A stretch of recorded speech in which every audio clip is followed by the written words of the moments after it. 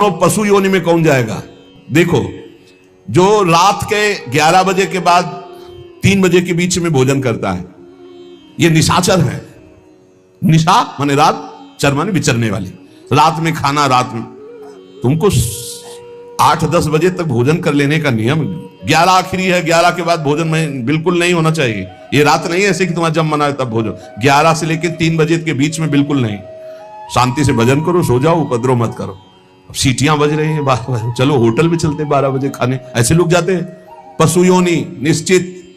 अपवित्र भोजन, दुर्गंध युक्त भोजन, अभक्ष भोजन, इनको पाने में जो आनंद मानता, रात के 11 से 3 के बीच में भोजन, जो रात में आहार ऐसा करता है उसको पशु योनि मिलती है। जो दूसरों का धन चोरी करता है, जो विद्वान बन करके दूसरों की वंचना करके धन को लूटता है, जो अपने कर्तव्य कार्यों से अनभिज्ञ होकर मनमानी आचरण करता है, जो समयोचित सदाचार का ज्ञान नहीं रखता, वो मूर्ख पशु योनियों को प्राप्त होता है। जो हिंसक स्वभाव का है, जो अपने परिवार वालों को पीटता है, गाली गलौज, थोड़ी सी संपत्ति के लिए मारपीट, ऐसी लड़ाई झगड़ा, कलहप्रिय, कायर, कुत्ते की योनि को प्राप्त होता है। लिखा हुआ है वो कुत्ते की योनि को प्राप्त होता है। जो थोड़े से हिस्सा के लिए भाई बंधुओं को मारपीट, कलह, लड़ाई झगड़ा, इस तरह का व्यवहार, हिंसक स्वभाव, क्रूर स्वभाव, इनको कुत्ते की योनि प्राप्त होती है। जो चंचल स्वभाव, देखो कुछ ना कुछ करते जा, बैठे तो पैर हिला रहे, वो मतलब शांत नहीं रह सकते, उनके शरीर में वाइब्रेट होता रहता है। वाइब्रेट जैसे मोबाइल नहीं झनझनाता रहे, वो झनझनाते रहे। सुन ले भाई, क्या बनोगे?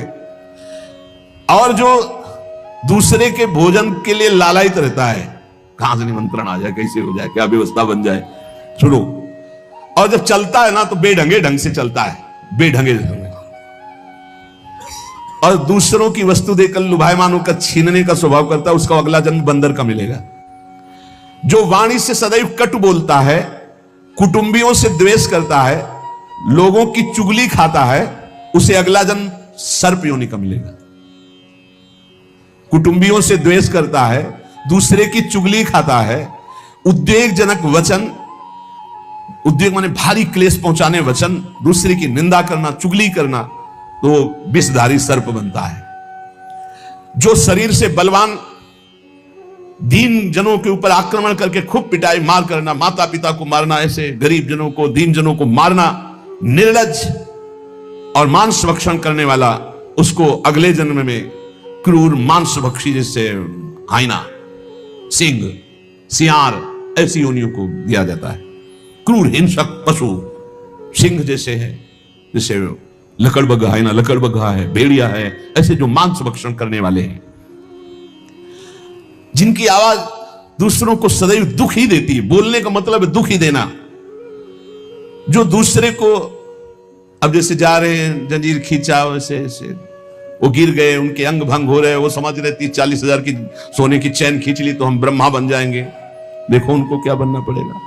जो दूसरों को भय प्रदान करते हैं, दूसरों की संपत्ति छीन लेते हैं, ऐसे लोग अजगर योनि को प्राप्त होते। भूखे मरो जब कभी अवसर मिल जाए तब। ऐसे ये जो दूरदृष्टि न रख के वर्तमान दृष्टि रख करके केवल भोग के लिए दूसरे के दुख का कारण बनते हैं, केवल उनके चिंतन यही चलता रहे, कहां से क्या खा लूं, कहां से क्या उठा लूं, कहां से क्या, बोले हाथी की योनि को प्राप्त होते हैं, वो पशु हाथी योनि को। इस तरह से 83,99,999 योनियां हैं। जो भजन नहीं करते, भगवत विमुख हैं, उनको सब क्रमशः ये प्राप्त होती है। उपासक को चाहिए कि कम से कम इतना तो कर ले कि अगला जन्म मनुष्य का हो जाए, फिर भजन करे अगर कोई कमी रह गई हुई। अगर आप नाम जप करेंगे और एक बात ध्यान रखेंगे कि दूसरों को दुख ना पहुंचने पावे, तो पक्की बात है भगवान की कृपा से अगर भगवत प्राप्ति नहीं हुई तो दूसरा जन्म होगा मनुष्य का, और बहुत महान भक्तों के बीच में जन्म होगा। जन्म से ही भजन प्रारंभ हो जाएगा, और आप यौवन अवस्था प्राप्त होते होते भगवत प्राप्त हो जाएंगे, काम हो जाएगा आपका। भजन एक ऐसी वस्तु है जो आपको बचा सकती है।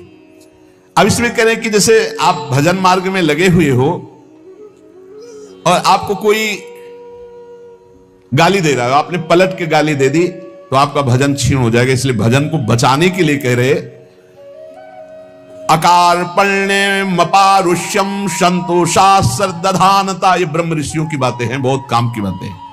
अनुसूया गुरु पूजा दया भूतेश पैशुनम सद्वीरेश दमः प्रोक्तो ऋषि शांत बुद्धि भी। अकार पण्य माने उदारता। भजन किससे बचेगा? उदार बुद्धि। स्वभाव कह रहे हैं कोमल, कोमल स्वभाव से भजन बचेगा। संतोष वृत्ति से भजन बचेगा। गुरु इष्ट पर श्रद्धा वृत्ति से भजन बचेगा। दोष दृष्टि किसी पर ना हो, इसका अभाव हो तो भजन बचेगा।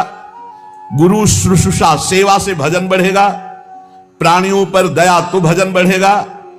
किसी की भी चुगली ना करना, संत और ऋषि मुनियों का संग करना, इससे भजन बढ़ता है, पचता है।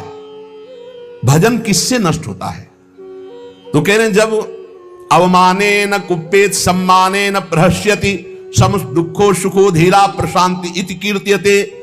जब तुम्हारा अपमान हो और तुम उसका बदले में अपमान कर दो तो तुम्हारा भजन छीन हो जाएगा।